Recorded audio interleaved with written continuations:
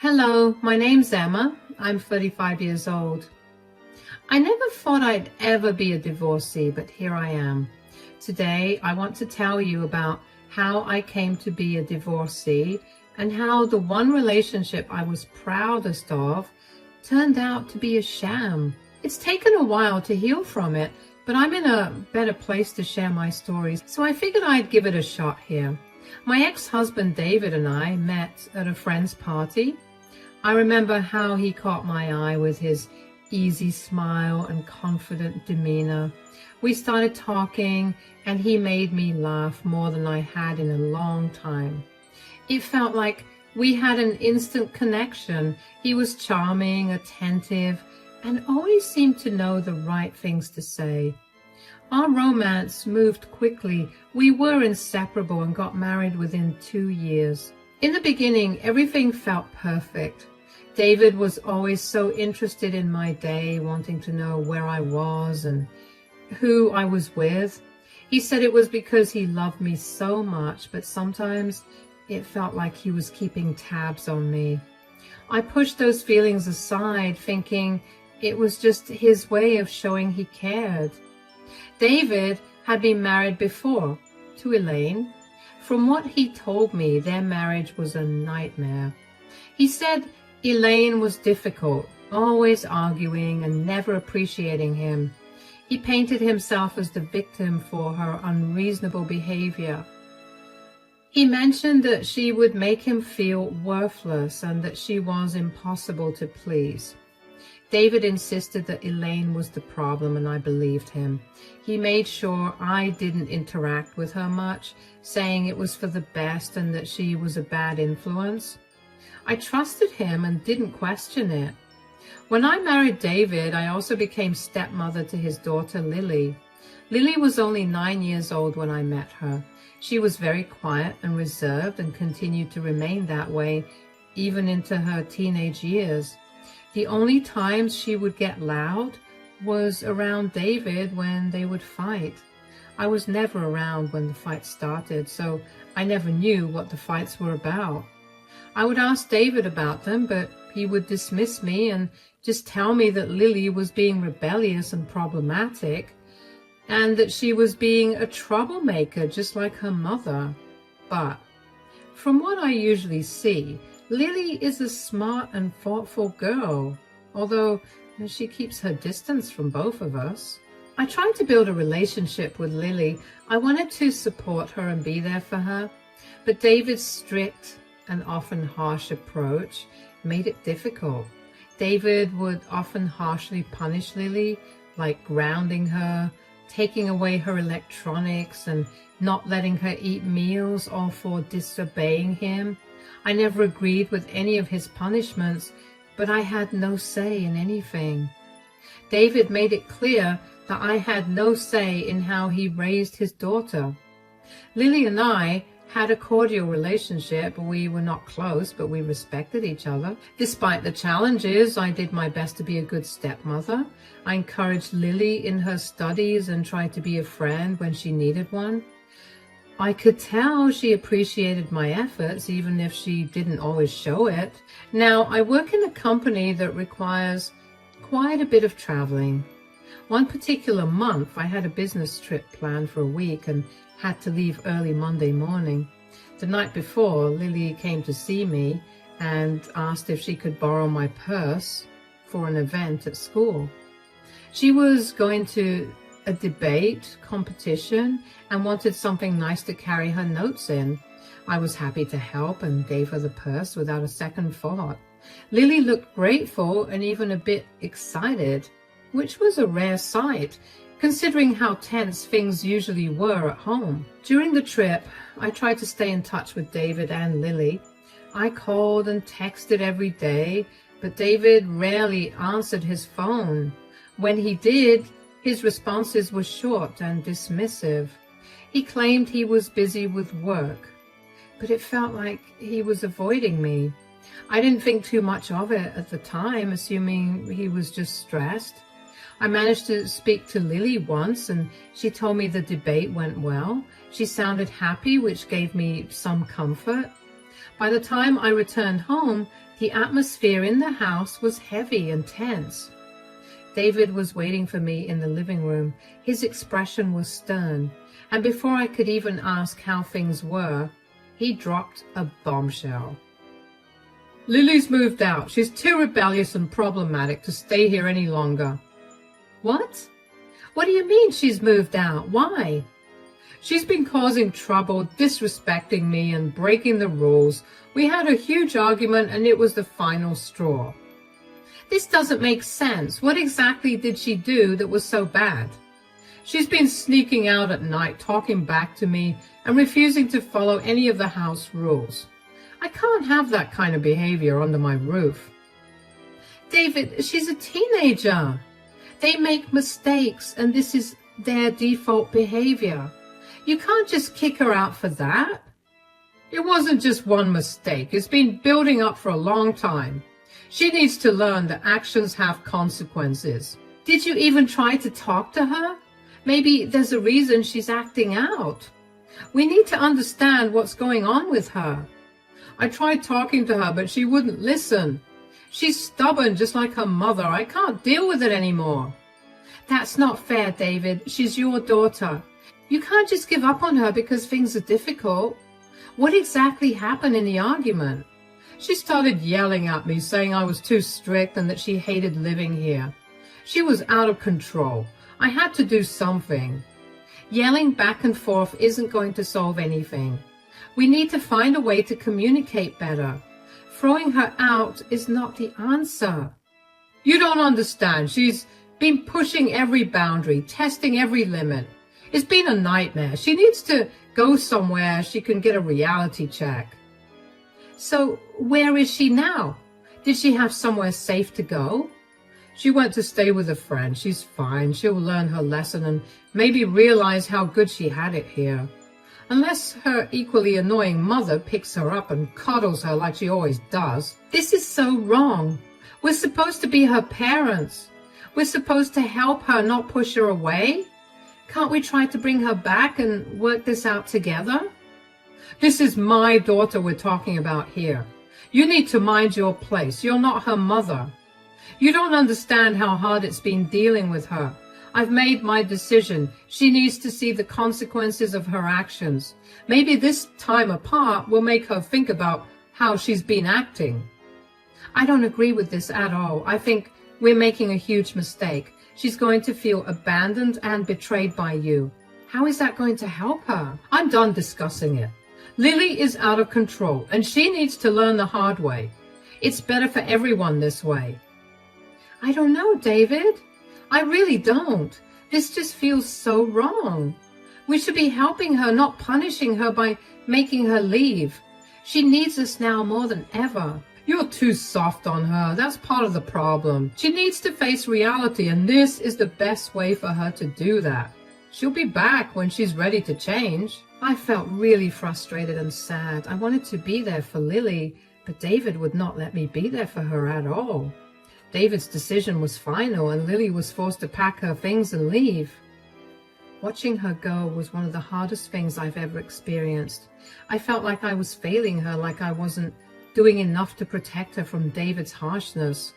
The house felt emptier without her, and the tension between David and me grew thicker. That night, I couldn't sleep. My mind was racing with questions and doubts. What had really happened while I was away? Was Lily really at fault? Or was David manipulating the situation? The more I thought about it, the more I suspected the latter. But David was firm, and confronting him felt impossible. A few days after Lily moved out, I was still feeling upset and confused. I decided to clean the house to take my mind off things. As I was tidying up, I found the purse I had lent to Lily for her debate competition. I hadn't thought about it since she borrowed it. When I opened the purse, I found a small note and a USB drive. The note said, "I should have told you sooner about this video." I felt a rush of confusion and worry. What video? Why didn't she tell me sooner? My heart started to race as I held the USB drive in my hand. I wondered if I should check what was on the USB. Part of me was scared of what I might find. What if it was something terrible? But another part of me needed to know the truth, especially since David wasn't giving me any clear answers about what happened while I was away. I decided to try asking him once again to tell me what had happened between him and Lily that night. How was work today? Oh, it was tiring like it always is. Do you think I could talk to you about something right now, or are you too tired?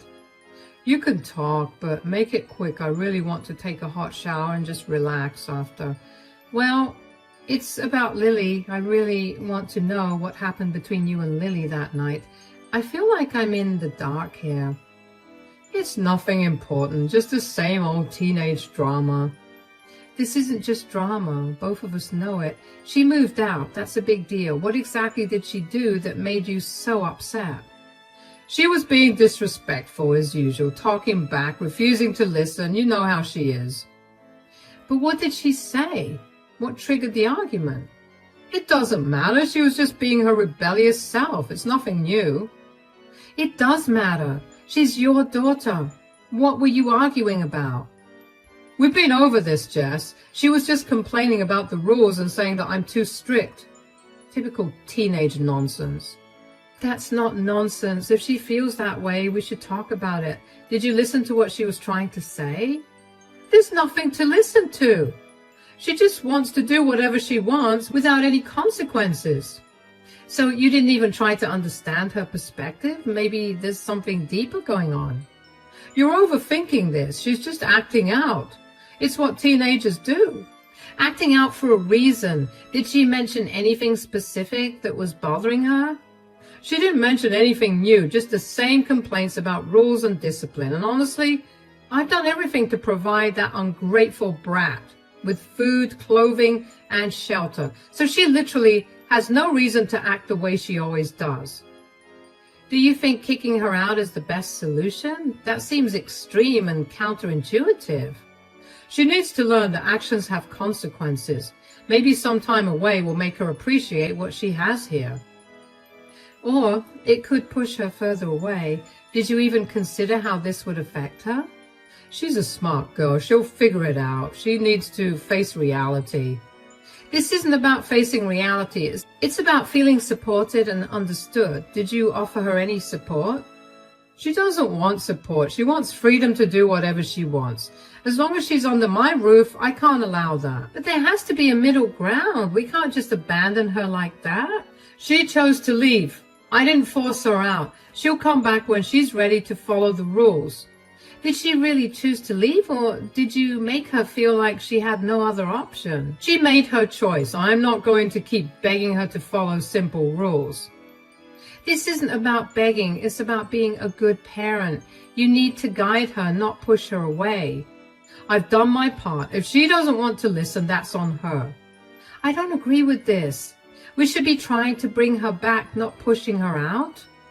Well, you're not her mother, Jessica. This is my decision and it's final.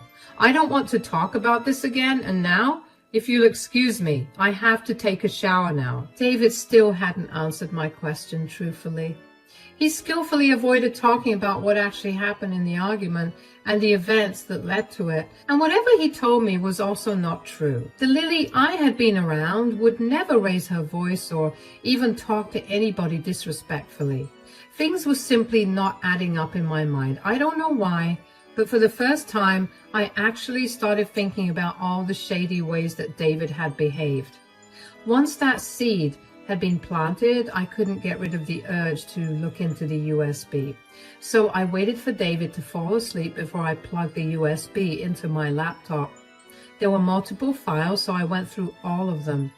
What I saw made my stomach drop.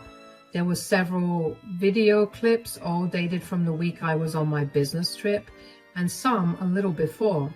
The first video showed David yelling at Lily, accusing her of things she clearly hadn't done. He was harsh and cruel, his face twisted with anger. Lily looked scared and tried to defend herself, but David wouldn't listen.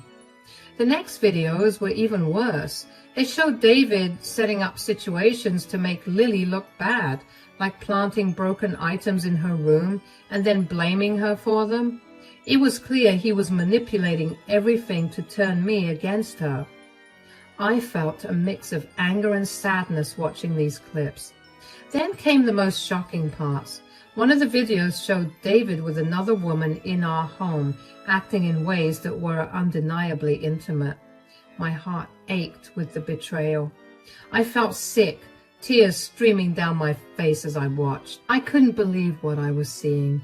This wasn't the David I thought I knew. How could he do this to Lily? How could he do this to me? My mind was a whirlwind of emotions, hurt, anger, and disbelief. I felt like my whole world was falling apart. Everything I thought was true about our relationship was a lie. Seeing those videos changed everything. I knew I had to make him pay. I couldn't believe I had fallen for his lies. I decided to plan my revenge carefully. First, I hired a smart attorney named Lisa. She helped me gather more evidence of David's abuse and cheating. We started by looking through all our emails and text messages. We found many instances where David was mean and manipulative.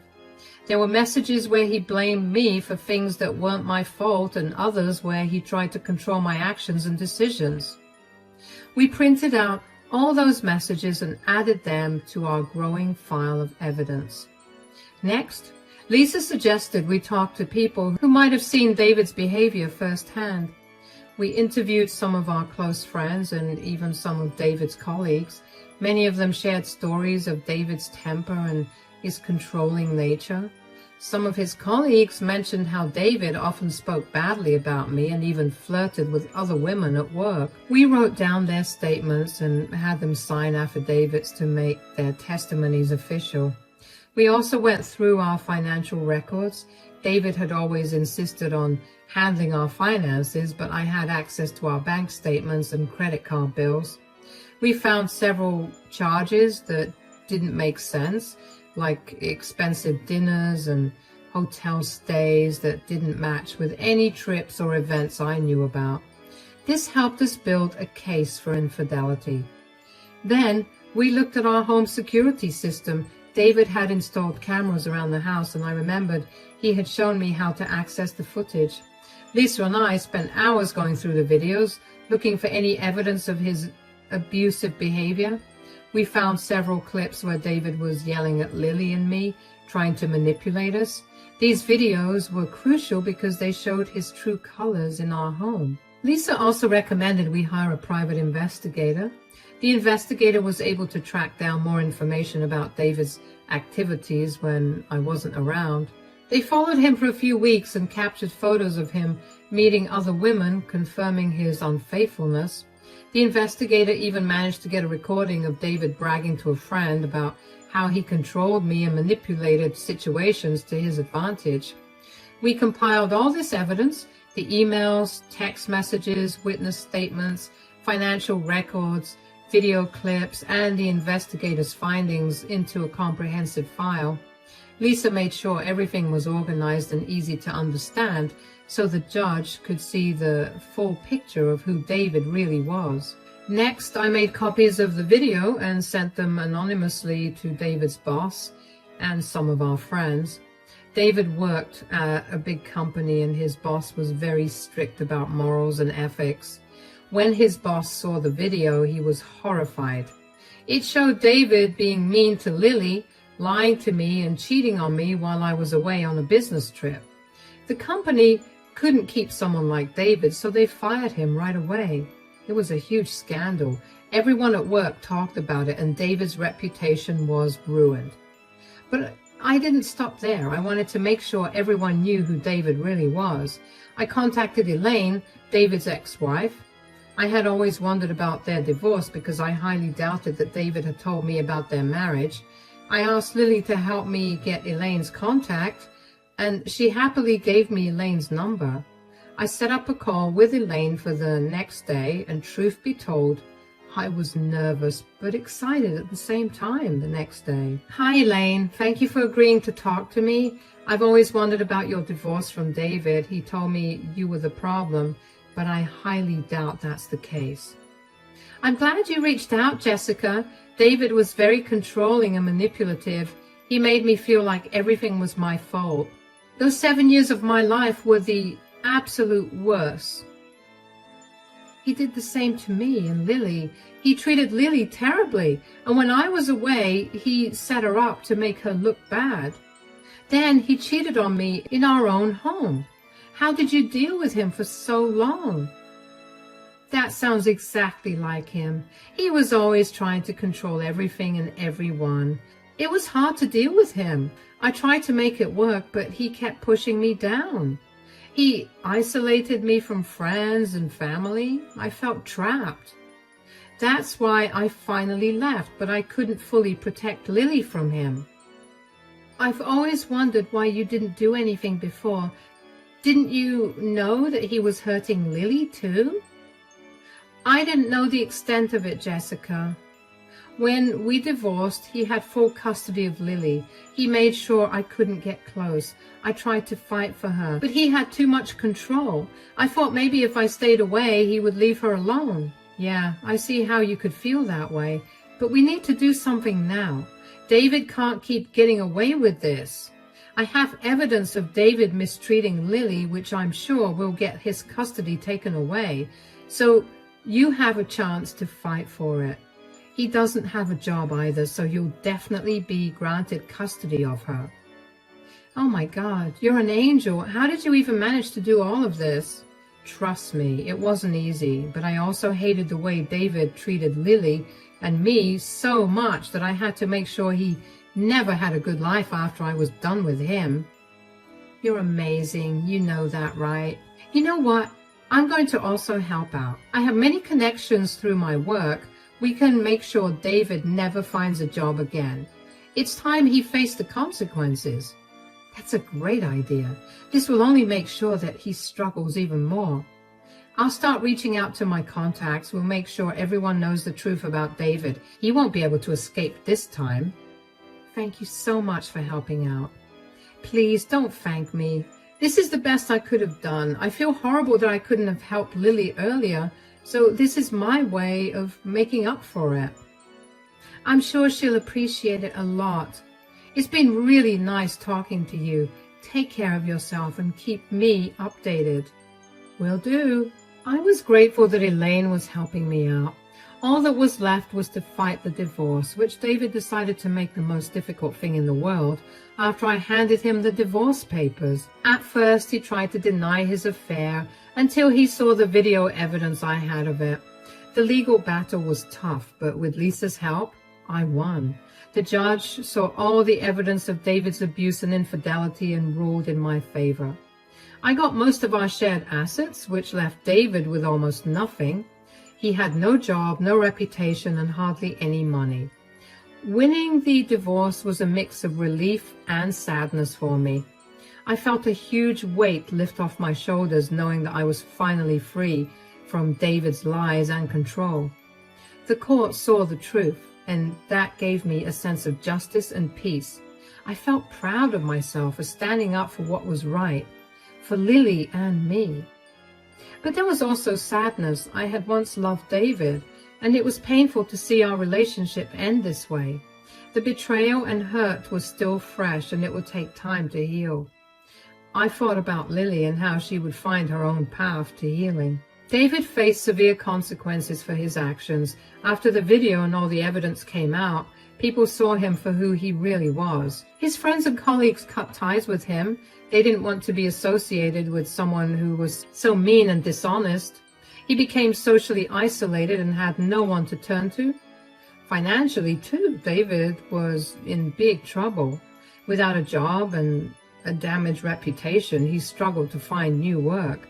Companies didn't want to hire someone with such a bad history. He couldn't pay his bills, and soon he had to sell his car and move to a smaller place.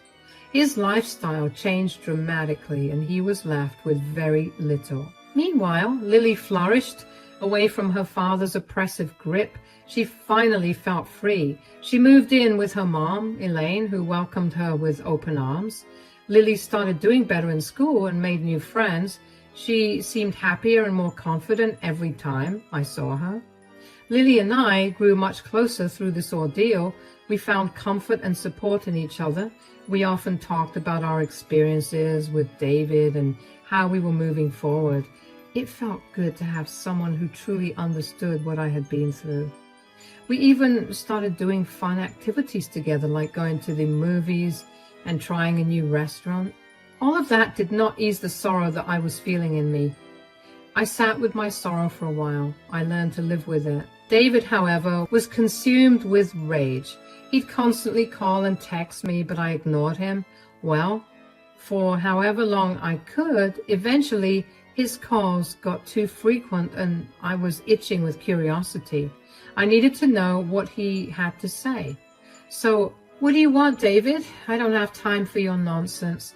So, could you quit calling me over and over again? You've ruined my life. You ruined your own life. All I did was show everyone the truth. You lied. You cheated and you hurt the people who cared about you. You have no one to blame but yourself. What are you talking about? You had no right to do that. I had every right. You treated Lily horribly. You pushed her out of the house and made her feel worthless. And then you cheated on me in your own company. How could you do that? That's none of your business. You don't understand what I was going through. It became my business the moment you lied and betrayed me. You hurt Lily and you hurt me. Did you really think I would just stand by and let you get away with it? I was doing what I thought was best. Lily needed to learn some discipline. And as for the other woman, that was a mistake. A mistake? You brought her into our home. David, that's not a mistake, that's a choice. You tried to betray me and you chose to treat Lily like she was the problem, when the real problem was you. You don't know what you're talking about. Lily was out of control and I had to do something. Out of control? She was crying out for help and you ignored her. You blamed her for everything to cover up your own failings. You set her up to make her look bad. How could you do that with your own daughter? She was making my life difficult. I had to get some control back. Control? You lost control the moment you started lying and cheating. You can't control people by hurting them. That's not how love works. You'll regret this. You'll see. You had no right to expose me like that. I had every right to protect Lily and myself. We deserve to know the truth, and now everyone also knows the truth about you. You think you're so righteous, don't you? You'll pay for this, Jessica. I won't let you get away with it. There's nothing to get away with. I did what was right. You need to face the consequences of your actions. Maybe now you'll understand what it feels like to be hurt and betrayed. This isn't over. I'll make sure you regret this.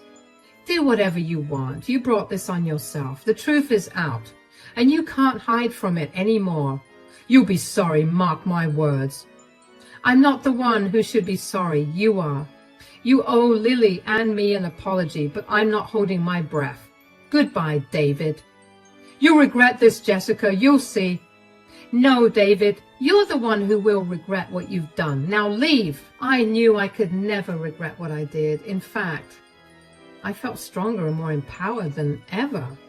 I had taken control of my life and made sure David faced the consequences of his actions. David struggled to find work for a very long time until he eventually landed a minimum wage job to make ends meet. I only know about it because he made multiple Facebook posts tagging me and calling me a jerk.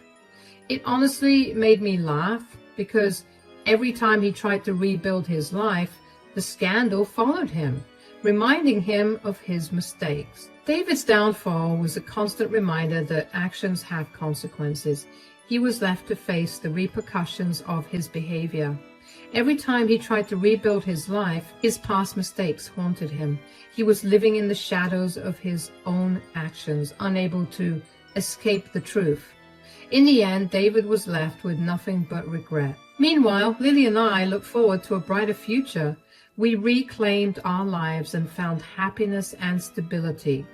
It is the beginning of a new chapter, one that promises hope and joy free from the toxicity of the past.